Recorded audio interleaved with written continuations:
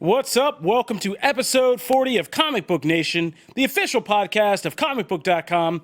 I'm your host, Kofi Outlaw, and with me today is my co-host, Matthew Aguilar. What up?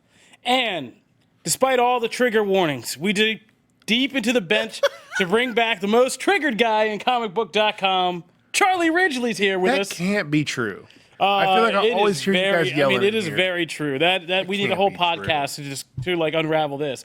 But I don't say that in a bad way because you're a passionate man. And you like what you like. Excited about stuff. And that's what we need on this podcast. The people love passionate people. So we brought you on today because Charlie Ridgely is going to help us break down the new film, Men in Black International, which he saw and reviewed for us. But we got a lot of other stuff to talk about, too. We've had some big trailer drop in the form of a Stephen King movie trailer, the new one that's come out that we're going to talk about. We are going to talk about some TV updates that are coming for series that have been announced or some series that are going to be making a return that we're very excited about. And because we got to live up to the name of this show every so often, Matthew Aguilar is going to take us through what is big in comics this week. What? And there are some big things. So we got to get to all of that. And we're going to start at the top of the show by jumping into a little bit of horror. Because we have some horror,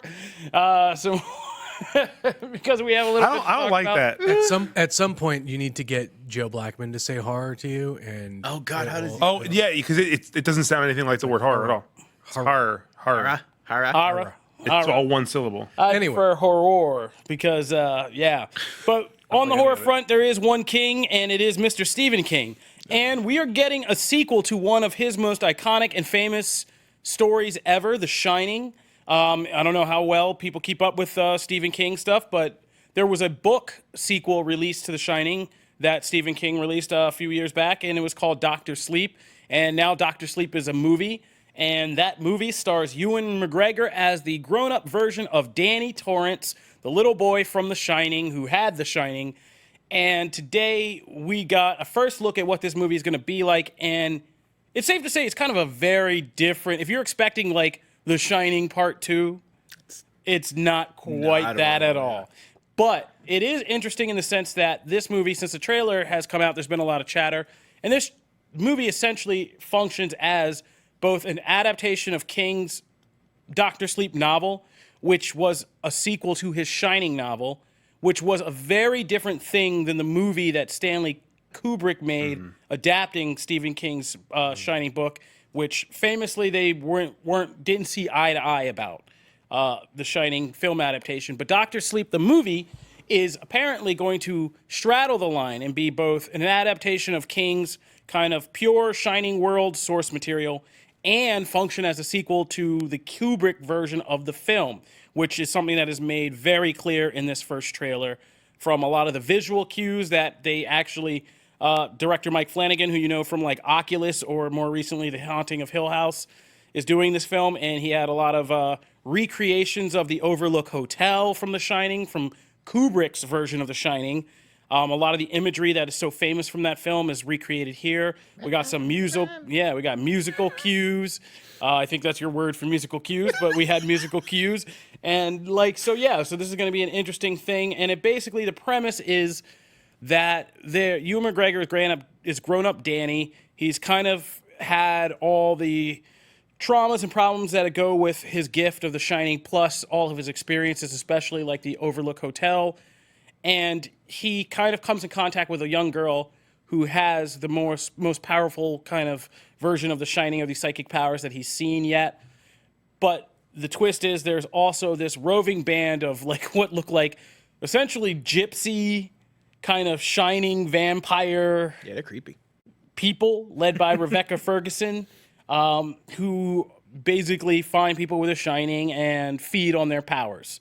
And of course, now this girl's looking like a real great snack, and it's kind of up to Danny to protect her, but he's a damaged hero. And that's kind of what we get. And it was an interesting trailer. I think the first trailer plays on like what Mike Flanagan's strength is, which is this kind of line between supernatural and psychological horror, which is what he's very good at. Oculus was very much his breakout film, which he made out of one of his short films, is very much about that. And, of course, Haunting of Hill House was very much about that. It was a mix of kind of like families and psychological drama and supernatural horror. So we get that kind of taste of what that's going to be like in this trailer. There's a lot of shots of like Danny having a conversation with some entity or whatever this wall is. There's a lot of weird Stephen King things in here. Like he has like a message board going with a wall of that may or may not be a supernatural presence that says stuff to him. And then, the red rum comes back from The Shining and all that. And so, it's very, very interesting. A very interesting first trailer. A lot of great imagery. We're going to get you guys' thoughts. But my whole thing takeaway from this is like, if people are really expecting to jumping back into The Shining, like this is going to be a little bit jarring for those types. Yeah. Like you kind of got to go into this with the open mind of getting something truly new that just kind of has this connective thread to The Shining. So like almost like Castle Rock in a way or something like that. I mean, that's kind of how I felt watching the trailer because I think, and it's weird too, I actually prefer the first half of the trailer to the second half, but you could say the second half is more homages the movie more in the second half. The way the music flows and some of the imagery. So that's the one I expected to like, but I actually liked the first half better just because I thought that was just a better trailer. I thought that stuff was more interesting. And then once we start getting into the typical things you would expect, it kind of was like, meh. Like it's weird. So I'm actually looking forward to it for the new stuff as opposed to just returning back to that world. I mean, that's definitely what I'll check out. See, I feel almost the complete opposite of what you're saying, Covey, because I didn't expect this to tie into Kubrick's Shining at all. I didn't pay a ton of attention to like the pre-production and like kind of like the making of this movie as it was going along. But I assumed because it was an adaptation of Stephen King's book that it would have nothing to do with Kubrick's version of The Shining. It would just be kind of a standalone movie about the events of Danny Torrance long after The Shining. I might explain some things, and obviously watching The Shining helped. But, King famously does not like what happened in Kubrick's Shining. And so then to see the imagery and like the actual recreated scenes from the original movie in this was crazy because I didn't expect it at all. Stephen King likes money. He does like money. At some point, I guess he had But, to. I was really surprised to see that, and I was really glad to see that. And I love how they've kind of turned it and taken the story and kind of molded it to the original while still making it an original from Stephen King. And like the fact that Stephen King had to give his permission before they did it. It's a really unique situation that I didn't expect to see or to kind of find myself in going. Yeah, I mean, he's got to be getting used to the changes. I mean, It is making some big changes to his source material, and he understands the success of these things on a mainstream movie level is going to be much different, and he can't hold on to this. But it also seems like he's had to acknowledge in the time that, despite his best efforts to like put out that crap miniseries like in the 90s or whatever. Yeah, of The Shining. Of The Shining, this is the accepted. Yeah, the Kubrick version is the version, and not only that, but like one of the best known Stephen King horror, pieces of horror. I mean, it's probably it's one of the pinnacle, like most well-known horror films, period. And so it's got to be one of, if not his top, like talked about, known adaptation. So. Could this movie swing the tide back and give Stephen King adaptations a winning percentage, or do we think? I mean, I think that's already happened. Has it? Outside of it. Are you talking about box office dollars? No, I just mean like critical acclaim. Castle Rock was very middle of the road. There were a lot of people who hated it. I liked it. Yeah, but I think like the only like true wins that Stephen King has gotten is It, both the old one and the new one, and The Shining. Well, I mean, but then Pet Cemetery is a Cemetery's in the middle of the road. favorite, but it wasn't. He had a string of cult hits in the 80s and 90s. All those movies, The Langoliers, Sleepwalkers. I mean, even things like Lawnmower Man, all that stuff. I mean, he had a running as low budget horror. Like he was doing all right. I mean, big blockbuster horror hits. So far, it's still It. Pet Cemetery was Carrie kind of is lukewarm. still. Carrie's not a blockbuster, but Carrie is one of the pinnacle. Yeah, everyone's Carrie's a very iconic one. Cujo, I mean, for new age horror, It has been it. Carrie, the remake didn't do so well. Pet Cemetery remake was kind of lukewarm, but I think that had a lot to do with the fact that Pet Cemetery is just a weird story to Yeah. try to adapt. Hollywood keeps thinking it's a good idea because of the premise, like people coming back from the dead, but it's actually a very weird story. And I think we talked about this when we reviewed it. Like, this was a good Pet Sematary. The production was there, the horror was there, all that's there. It's just still you watch it and you're like, man, this is freaking weird.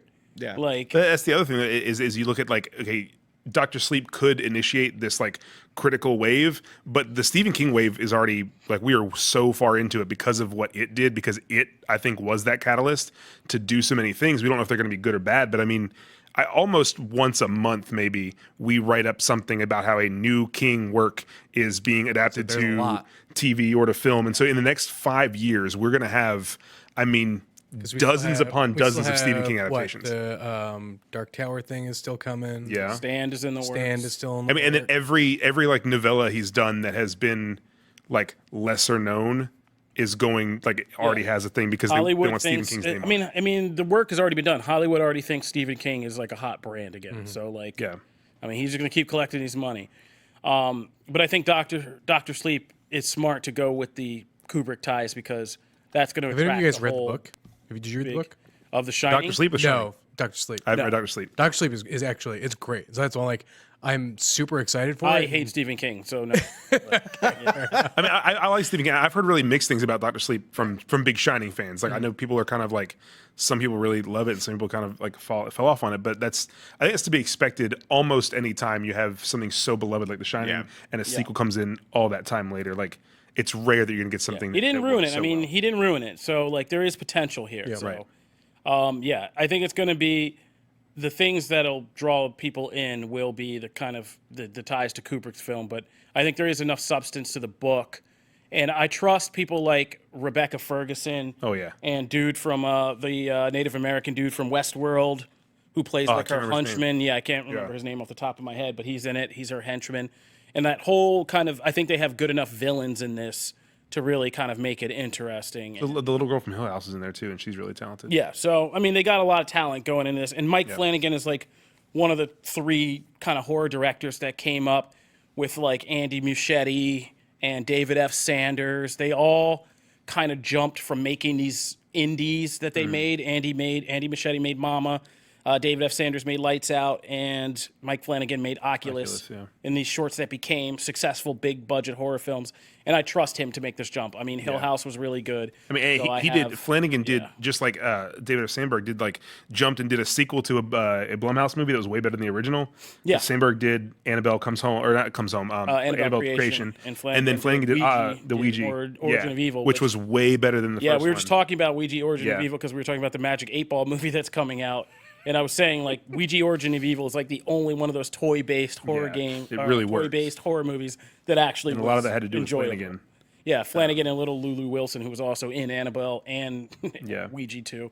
So, like, yeah. So I trust this guy. And I trust there's enough rich material in King's book to make it interesting and enough kind of his knowledge of the Kubrick film to really kind of make that connection solid. So I'm kind of optimistic about this one. Nice. Yeah, it's a little wild that it's coming, like, what, 2 months after It Chapter 2? Yeah. Like, right in that window, we're getting both of these movies back to back, and it's We're going to have Which will either work gonna be out a really lot. well for it, Stephen King said oversaturation. Like, But or it's- people will compare it if to it.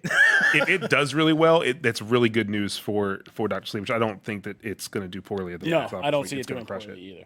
So, all right, moving right along, we're going to move over into the kind of animated/anime side to talk about the first of 3 TV show announcements that were kind of notable, that kind of stuck out to us this week. And that is that the Boondocks is coming back.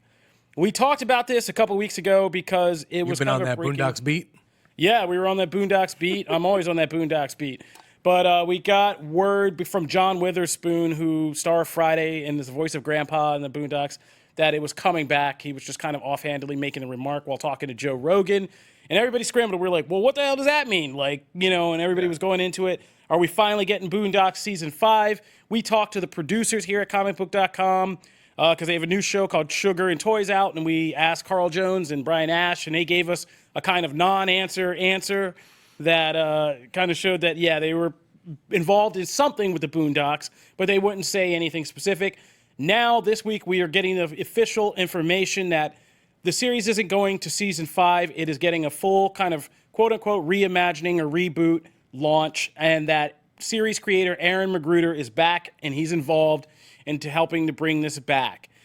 He stepped out of season 4 of the show, which they've just produced without him, and it was obviously like the most hated and well-deserved for the hate, like lackluster season of the show. Someone that important leaves, and it's very somebody who who is the DNA of this entire thing just like leaves.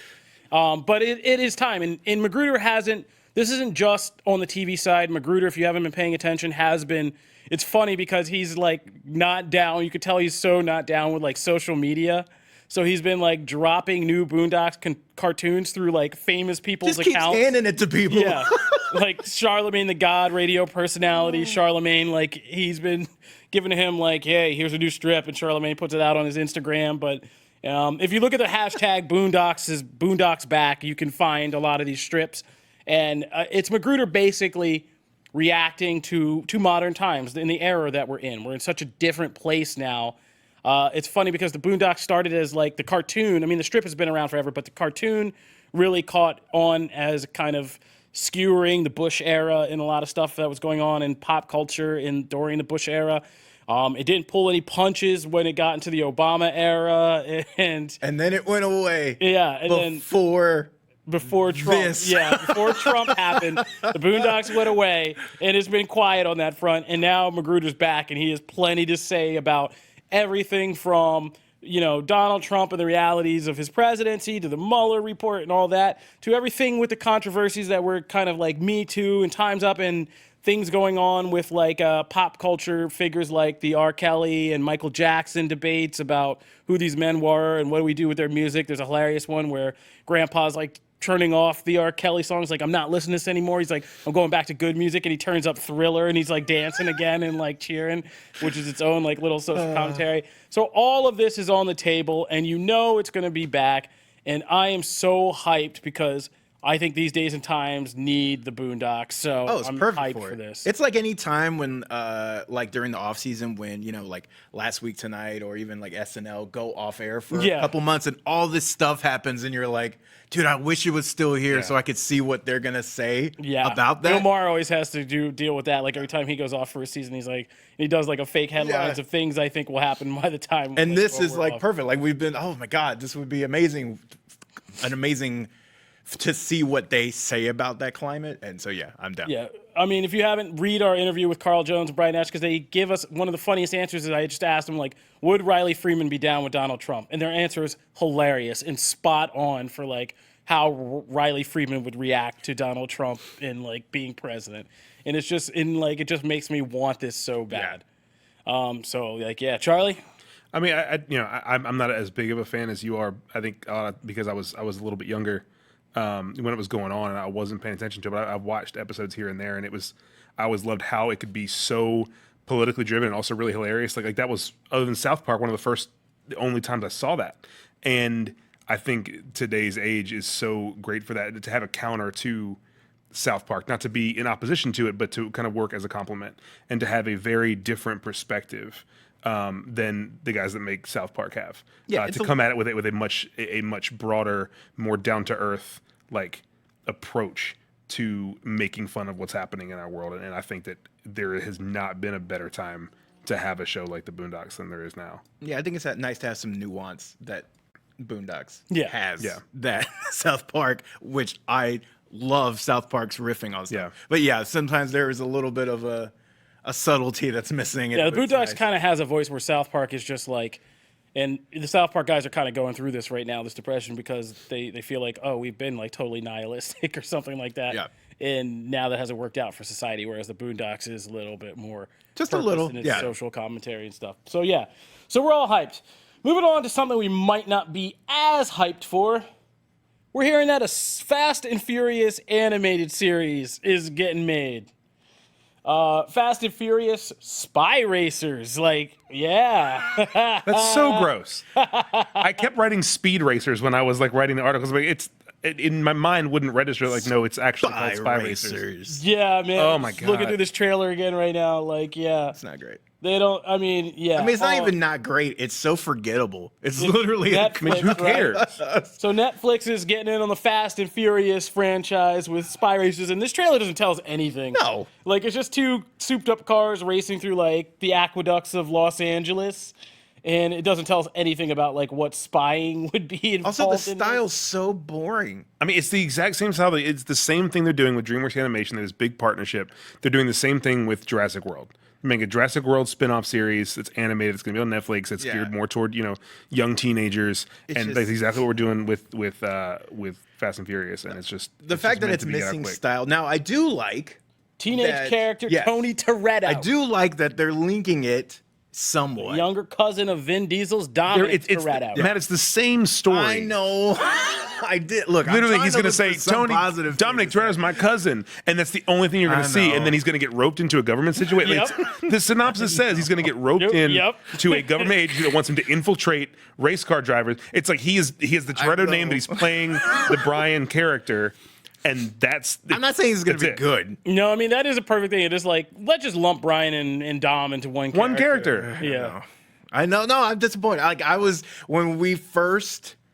when I saw the headline, I was like, "Oh yeah, that could be great." And then I watched it and read the. Why would you think that could be great? I don't know. Maybe you don't know. I mean, I love the Fast and Furious franchise. I mean, as I wrote in the show notes for this, like, this thing has become a damn cartoon anyway. Yeah. So like, give me some kind of cool action. If it's a total satire of the franchise, and you're making a show that's like it's funny and like self-aware about what's happening in the franchise. That's just awesome. Doing what they do in the films in more believable fashion because it's animation. Give me the cast of the movies, have them voicing their characters, do ridiculous stuff, and have it in a fun, energetic visual style, and I'd watch that. Yeah. But that has none of the personality. But that I won't. And the thing is that we're reading into this because it's our jobs, but no one's going to do that.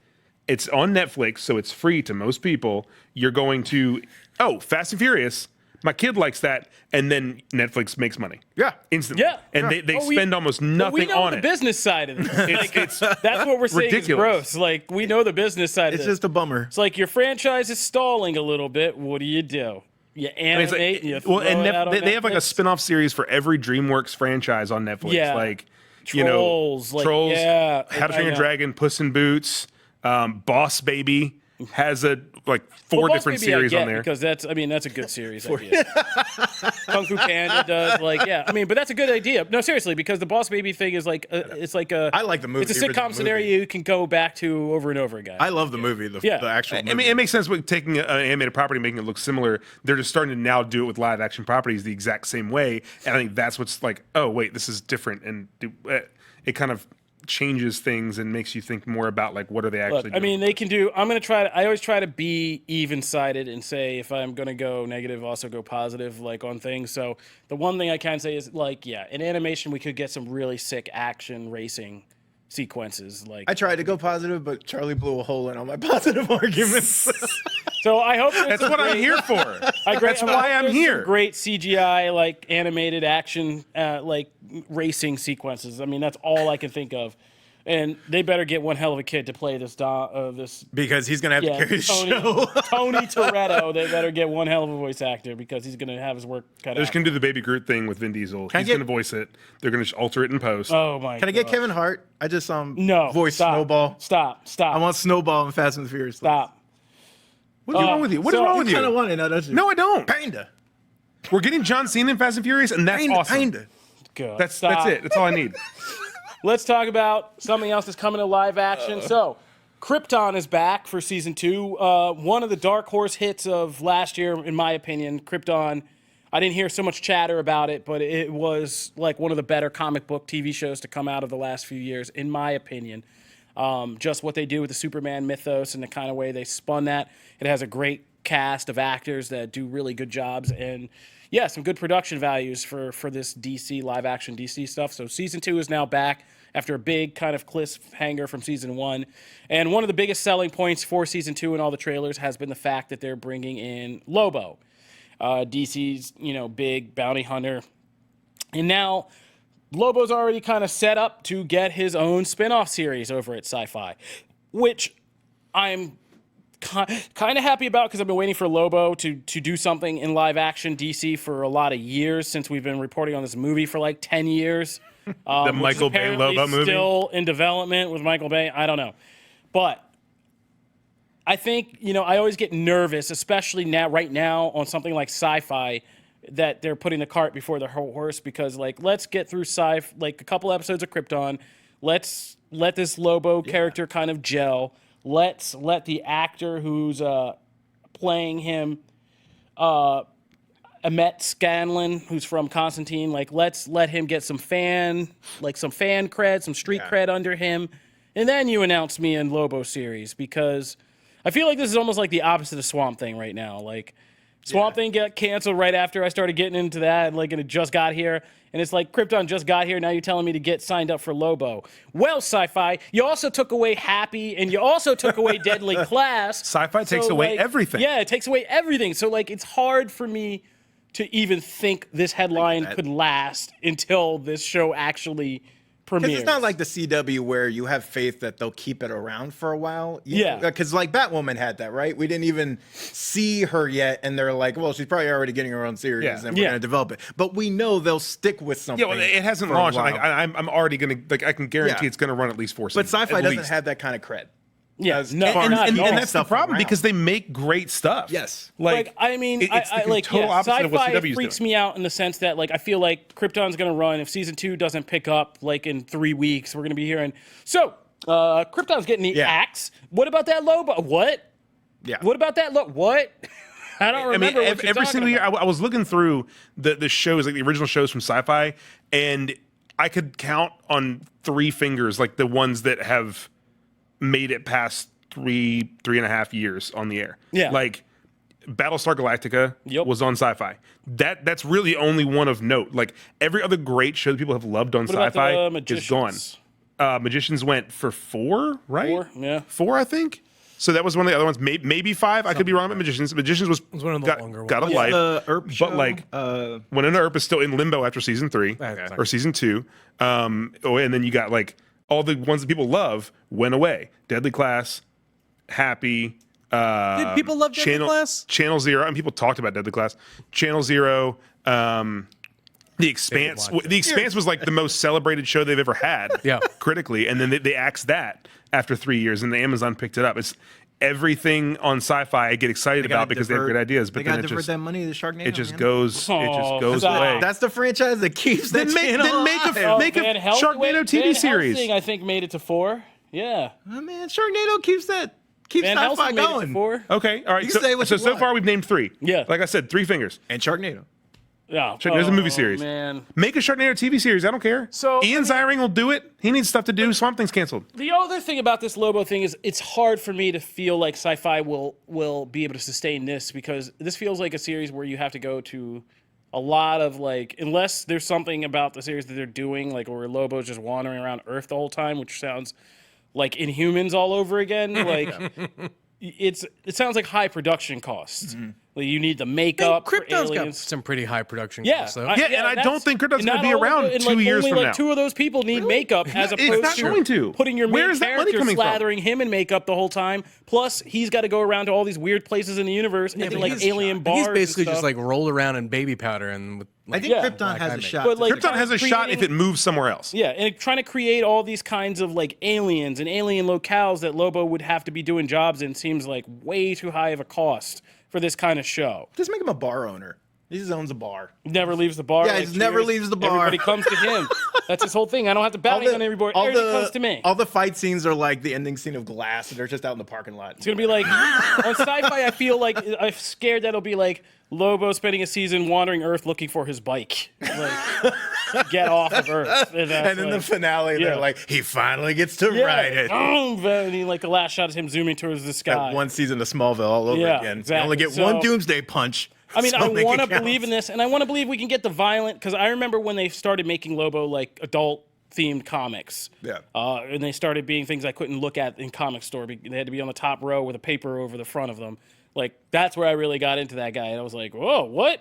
I Stealing like everybody's Lobo, looking. but I'm going to be honest. The biggest Lobo moment that sticks out in my head is when the DC Marvel series came out and he went up against Wolverine. Yeah. yeah, that's he's honestly the biggest thing. He's that the sticks out in riff my off head. of Wolverine. Yeah. Best That's thing his whole I think purpose. of is what's his name, Brad Garrett from like Everybody Loves Raymond, doing him in like the animated world, and like in him and Superman the animated series, Yeah. or Justice League. Like those are my biggest, fondest memories of forgot Lobo. I Garrett voiced can't him. think of Lobo without thinking of Roman Reigns because he looks thing? just like him in every way, and like the hair and the facial hair, and like when I was like writing freelance here, I wrote a thing about how Roman Reigns should be Lobo, and like that was one of the first big things I did, God. and I always it always associates now, and I can't like see them apart. Now every time I see Roman Reigns, I'm going to think You are welcome. Bana. He's breaking into Hollywood now. Bana. This can be his Black Adam. We can see that movie in like 15 years. Man. All right, It'll be great. We're still getting way ahead of ourselves. So to sum this all up, Lobo, we want to believe in you, but we also are practical bettors, so we don't just like throw our money on the roulette table haphazardly. So I don't have a lot of faith that this will make it and sustain. But prove me wrong. We will see a season. Maybe. I don't know. If Krypton falls, like I don't see this actually getting continued, because what is it spinning off from? Oh yeah, exactly. Yeah. So, all right, moving right along, we got to live up to the name of this show and talk about some comics. Yeah. So let me Matthew Aguilar is going to take us through what's hot in comics this week. I'm gonna roll through these pretty quick here. First, just a thing of note, you can actually see some of the behind, like the after credits of Absolute Carnage scenes. Those are starting to roll out every week in certain books, so just keep your eyes out for those, because that's all going to be kind of like the Wolverine ones. There's where- also variant covers on them too this time, which is new. yeah, which is like the little Carnage. yeah, like on you actually see on the effect. Venom and Symbiote Spider-Man. Yeah, Some covers have just the plain white logo, and some have like a bit of Carnage symbiote attached to it, which so is pretty if you're- cool. It's pretty cool, especially if you're a variant hunter. I'm waiting for the die-cast cutout cover or something, because those are the ones I like. We also have Amazing Spider-Man 23, which Hunted ended in the last issue, but this is the epilogue. And in this one, actually, two pretty big things happened. By the way, spoilers going into this week's books, but they should be fine. No, you should have read it. So we've got a new Kraven, because Kraven actually died again. Yeah, you said that last time. In the event, but his son now takes over, like, officially, and even, like, cuts his hair and wears the old costume. Like, he is now taking the spot of Kraven. But then we also get Chameleon returning as well. So if you haven't been reading the series, it looks like they are really, this event kind of matters going forward. So I would definitely try and catch up if you can. Major X number 5. Kofi's reaction to this news, by the way, I remember I said this in the office, and your reaction was amazing. I can't when I said that they reveal who he is the son of, which is Cable and Storm. And I remember I said that, and you were like, you just shook your head and like made us. It sounds. It's horrible. Sounds like some Rob Liefeld stuff. Like, So It's an X-Men thing. That is a thing that you just expect X-Men to do. it's true. no, not really. What are you I kidding agree. me? Oh, I I I totally mean, do. are we expecting X-Men to do bad things? It's not the weirdest. No, it's not Combination the- I've not seen. the It's not a weird combination, it's just like, why? Like, yeah, I mean, it just opens up. It gives me a headache because I know I have like 10 more years of storytelling about Cable and Storm now. That just gives And me like, a is Storm not with Black Panther anymore? When did that And, not like- happen? Like, And for me, the together original, forever. only Yeah, it's been a minute. the pure only some comics do it because Storm was all in Wakanda for me, in the like, Shuri comic and stuff. And even then, like, I didn't buy it. It felt like that episode of South Park where they just tried to get like Token to get with the one black girl in school. Like, it just didn't feel like natural. It's like, wouldn't it be great if this African character and his African character I'm sorry. together? You mean like Michonne in the Walking Dead comic through the whole thing? Yeah. And it Yep. basically, because to me, the purest Storm relationship is always going to be with Forge. I do love. Like, Storm and Forge is like the best. Like, that stuff is awesome. That was like a real relationship So that now, somebody. so now we know really why Kofi Yeah, is because Kofi his- Justice for Kofi Forge. ships Storm and Forge. Yeah, heavily. I mean, because Chris Claremont like put a lot of work into making like these Yeah. cool moments and stories, and just like her making out with like Forge and making it rain, and they're standing dead. Like that That's kind a of great stuff moment. is like it's awesome. Forge gets no respect these days. Forge does not no, get any and respect. Forge needs to Zero come back and respect. kick some X-Men ass. Personally, he should be like the secret villain of like a major. So story. man, I will make sure to keep an eye out for when that like inevitable Forge #1 comes I just out wanted later. to be like unmasked as like this awesome villain that everybody loves, and it turns out it's just Forge, the maker. That'd be like awesome. So We also moving right along have from my hurt feelings. we also have Detective Comics 1005, which is the finale to the Arkham Knight arc. And then we've also got Event Leviathan, which is kind of the next big DC event. It's kind of spinning out of Action Comics. It's Bendis. I did not like. You didn't like that? No. Oh man, I love Event? Bendis on Batman. I don't like that name. What is Event Leviathan? Yeah, I can't even like. When I get a comic, I should be able to tell you like, oh, this is what this comic's like. The character's going to be about. Well, it's not really. It's in a like more an event miniseries spinning out of the stuff that. Why'd you Bendis put has been event in the doing, title? And It's stupid. Just I don't call like it the title Leviathan. either. However, what I will say is Event War of the Realms this- #1. well, no, this but it's not. particular- It's Event Leviathan is the name of the event that's happening in the books. Yeah, it sounds bad. That's But weird. I don't the like it. cool part about this is it focuses on like it's just Batman, Lois, Green Arrow, and then they tease the question. The Green Arrow moment was a surprise. Awesome, yeah. You're naming all the characters I don't. But I those don't. characters, like Bendis writes them as a group really well. Like it'll have to win a lot of people over. So, it's not the easiest book In to just Bendis, jump we into. trust is what you're basically telling me. This is the Bendis book. I wanted a Bendis Batman book more than I ever wanted him on Superman. Mm-hmm. So, to see him write Batman is great for me. My biggest issue was when it was a bit muddy. Like you It get is. that Alex Maleev mud.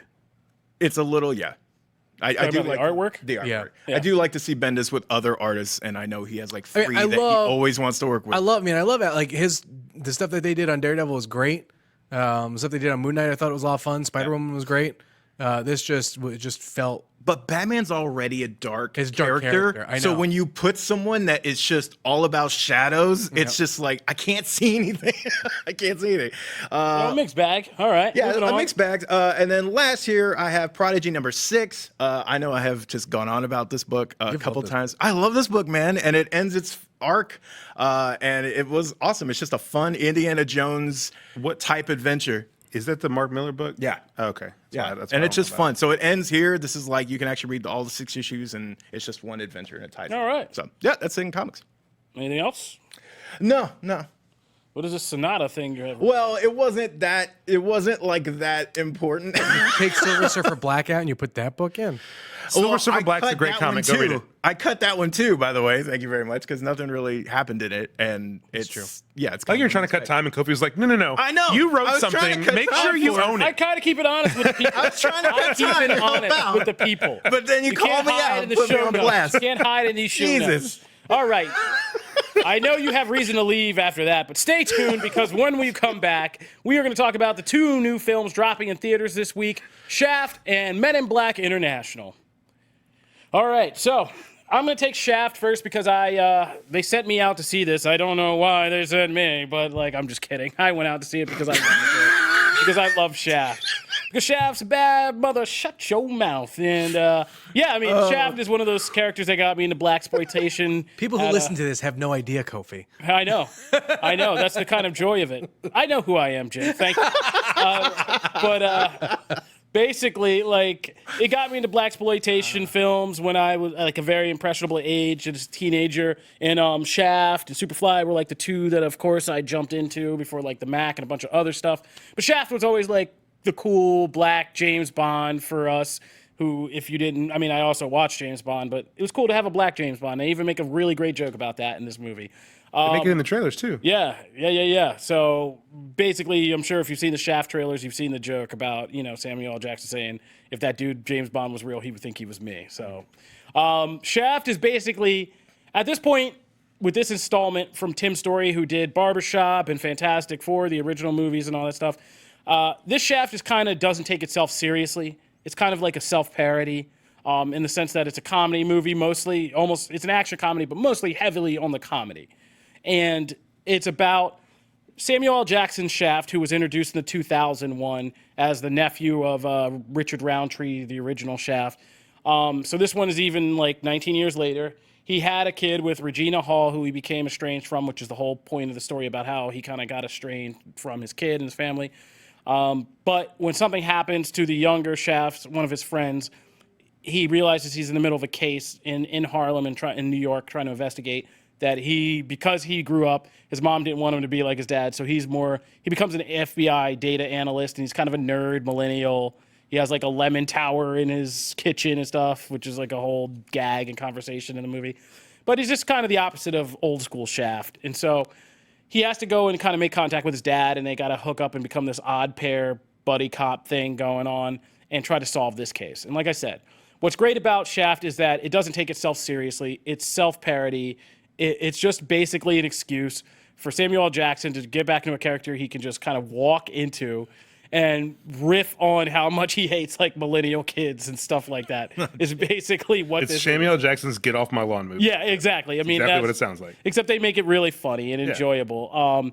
And the kid who plays his son, I'm blanking on his name. Brandon T. Usher. Yeah, Brandon T. Usher is really good about kind of knowing his role and being this kind of new age dude, but not like being a stereotype. Like he's not just a complete, coward and stuff. Like part of the movie is just him realizing just how much Shaft, pun intended, is in him, and kind of finding his own. Yes, I'm not saying that pun intended as a nasty joke on the podcast, Charlie. This is a joke that's made over and over again in the movie. Oh, I believe it 100%. It's on the poster, isn't it? I mean, that's like the whole thing, as I say, is like, there's a club scene where old Shaft takes young Shaft out, and he's like, this is my son and Junior, and the two girls' instant response is, nothing Junior about this, Shaft. Like, this is what this movie is. So you have to understand going in, like, when I say this is self-parody and like a comedy, I mean it. Like, all the it way. is just every lowbrow Shaft penis joke you can think of, sex joke, oh man, there's a thing where like they do something really gross with just like Samuel L. Jackson's beard being covered in glitter and a female character. Like it's just like that, and it's really enjoyable. It's very pulpy, kind of, pulpy crime noir spoof comedy, and it really works. It's very enjoyable just to see Brandon T. Usher, Samuel L. Jackson, and eventually Richard Roundtree also get in on the action.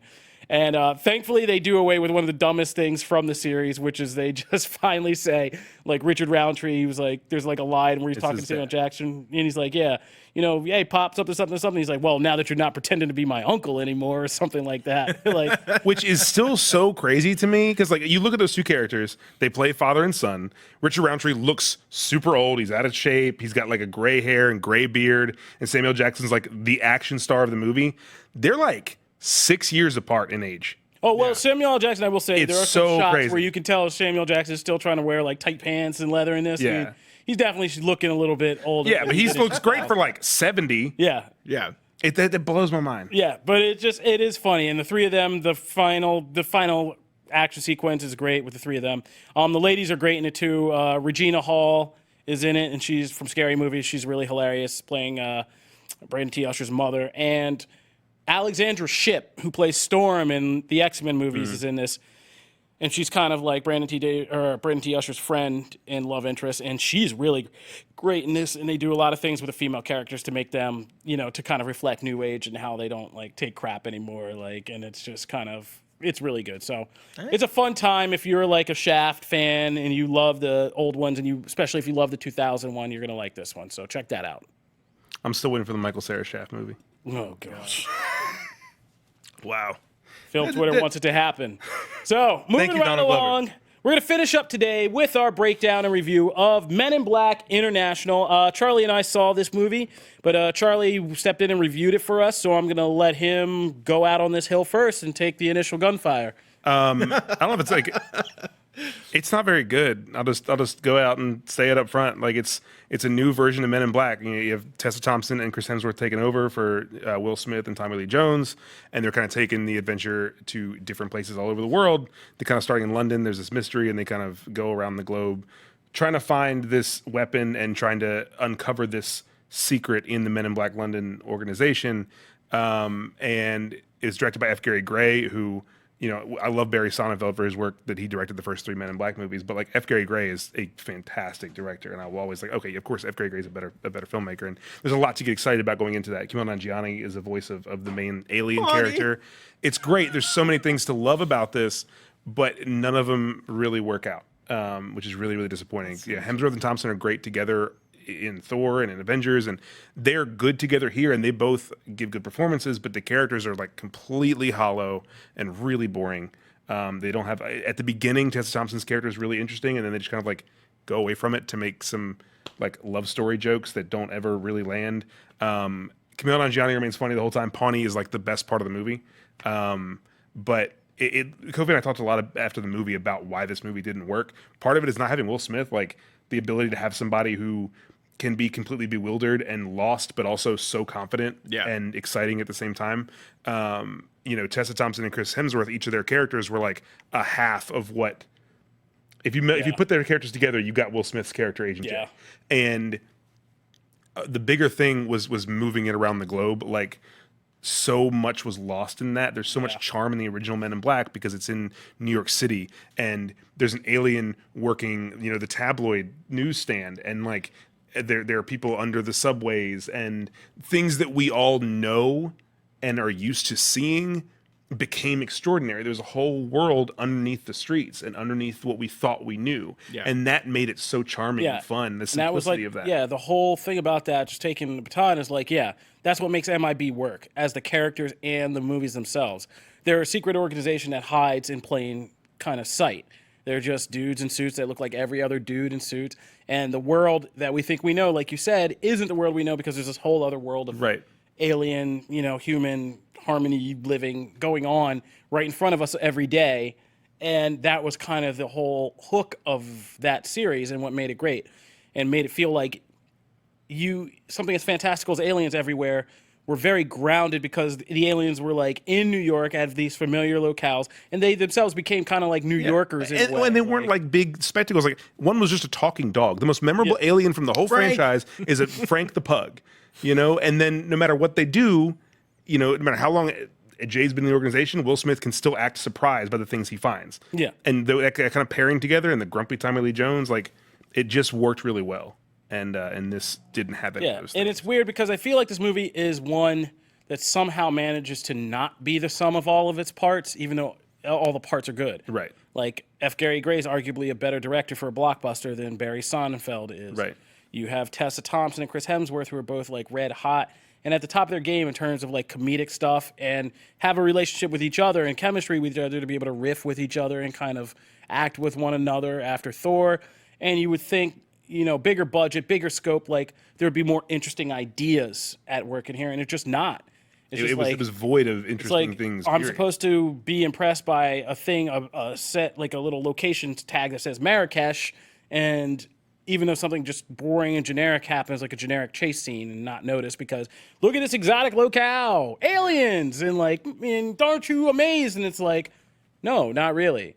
It's like nothing ever felt real. Yeah. Like even in the streets of London, at the very beginning of the movie, there's these aliens come to take the weapon from the alien that they're working with, and there's like this shootout in this empty street in London.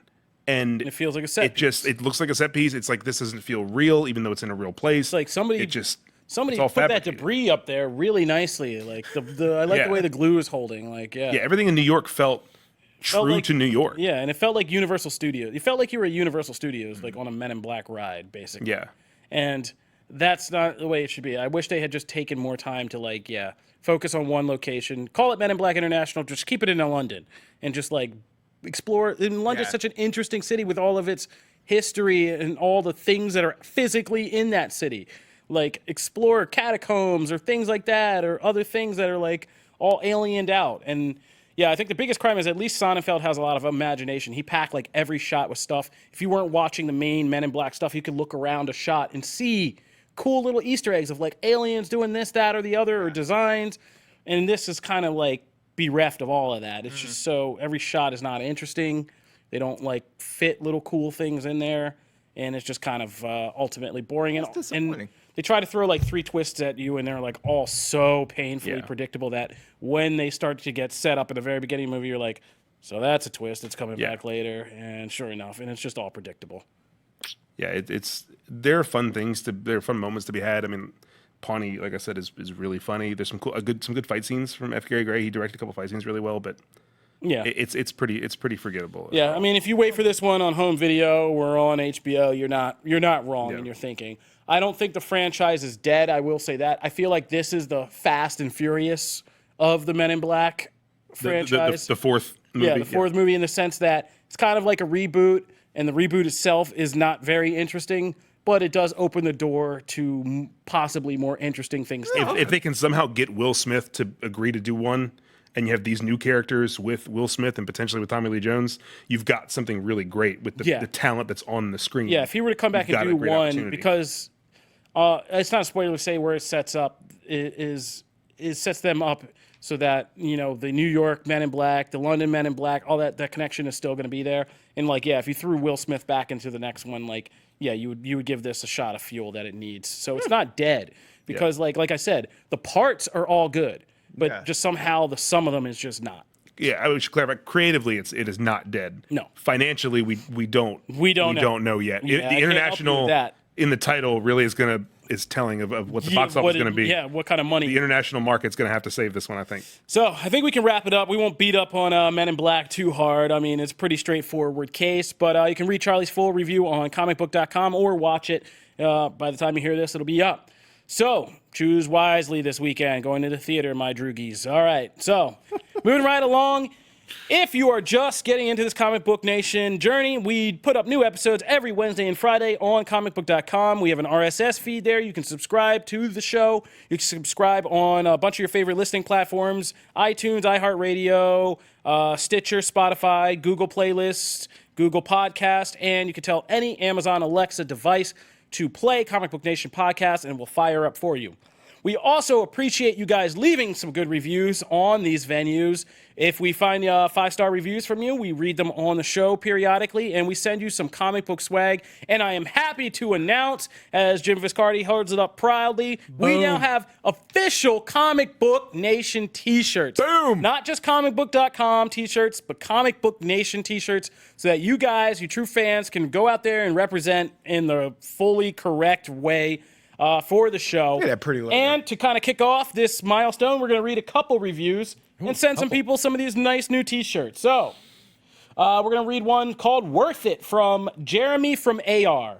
And Jeremy said, I went on a cruise and mostly watched Cartoon Network the entire time. I'm 31 years old. Good detail. Because it was the best thing on. Thank you, Adult Swim. I found this podcast trying to research who the 6th Teen Titan would be because the network spammed it. I really like the host and, of course, love the movie series they talk about. I feel like I gained useful information listening and added it to my list of 21 other podcasts I keep up with each week. My job is easy, so I just listen all day. Thanks. No, thank you, Jeremy. Very much. And if you hear this, let us know. Hit us up so we can get you a comic book t-shirt. For realsies. Come for the Nerds, Stay for the Nerds by Kenny Plus Music. It's awesome to have a condensed spot for all my fandoms to be discussed. Between this and a wild podcast has appeared, I'm up to date each week on everything happening in my nerd life. Thanks for being my go-to source. That's a shout out to our sister podcast. A Wild Podcast has appeared, which is a Pokemon podcast. So if you're a Pokemon fan, be sure you are also subscribing to that one. Because as you can see, it's getting some love. And Awesome PC by A. Herbert. I think that means podcast. Yes, podcast. Awesome podcast. Makes by sense. A. Herbert. Love this show. The Outlaw brings amazing insight and perspective. Clean and fun. Give it a listen. Outlaw. Are you the outlaw now? Is that what we have to call you? I don't claim to be. I don't know. I'm just a guy. I'm just No, a my guy father who is loves the outlaw. podcast. So those are 3 reviews we like to thank you for. If you guys want to continue the conversation with us, hit us up at the hashtag Comic Book Nation. And also, if you heard your review read, hit us up there and let us know where we can send your t-shirt. We need your size and we need your address. If you want to hit us up individually, you can always find me on Twitter at Kofi Outlaw. Can hit me up at Matt Aguilar CB. And I'm at Charlie Ridgely. That'll do it for this episode of Comic Book Nation. Thank you guys for riding with us. 40 episodes strong, and here's to 40 more. We'll see you guys next time. We're out. Deuces.